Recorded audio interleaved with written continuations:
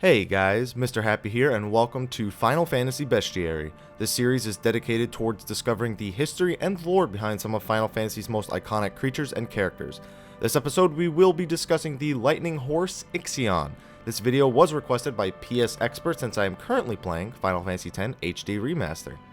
Most of us Final Fantasy fans know Ixion from Final Fantasy X.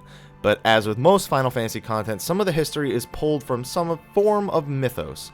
Ixion specifically comes from Greek mythology, where he was the king of the Lapiths. Whose son he was changes depending on who is telling the story, but most commonly he is stated to be either Ares or Phlegyas' son. When he was summoned to the table of the gods, he tried to seduce Zeus' wife, Hera. Zeus tested Ixion by providing him with a fake Hera he molded out of cloud. When Ixion slept with the doppelganger, he was punished by being strapped to a flaming wheel that flew around the world forever. The fake Hera took his seed and gave birth to the centaurs. Ixion in Final Fantasy X is portrayed as a horse with a single horn protruding from his head. Despite this, he is not considered a unicorn, mainly because of his color and the shape of his horn not matching. His mane is long and tied with bands along the side. His skin towards the front half of his torso is also tattooed with white lines that match his mane. He wears a golden necklace and 2 bracers on his 2 front legs, and he also has 3 charms that hang from his horn just at its first point before it arcs. While this isn't his only appearance, this is his first appearance, and thus it sets the tone for all of his future appearances. In Final Fantasy X, Ixion is the Aeon that summoners learn on their pilgrimage from praying at the Jose Temple. He is moderately powerful for most of the game and can exceed the damage limit when Kimahri obtains his celestial weapon.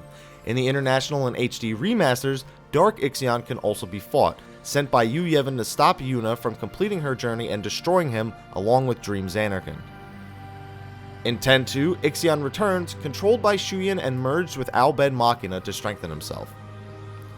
Dark Ixion appears in Final Fantasy XI as an HNM that wanders the world during the Crystal War in the expansion Wings of the Goddess. He is a non-hostile unit until provoked with a Stygian Ash. Any other contact with Dark Ixion will actually just cause him to flee. Once engaged, players have 90 minutes to defeat the beast before he enrages. This Dark Ixion has a few slight differences in appearance to his Final Fantasy X counterpart. For one, his horn is more rounded and less sharp, though it seems to be much longer. He also lacks any of the religious tattoos or jewelry along the front half of his torso. In Final Fantasy XII, Ixion returns as an elite mark. This Ixion has 4 horns along his side that protrude just past his mane. He is made of solid stone and his body appears to be cracked and crumbled.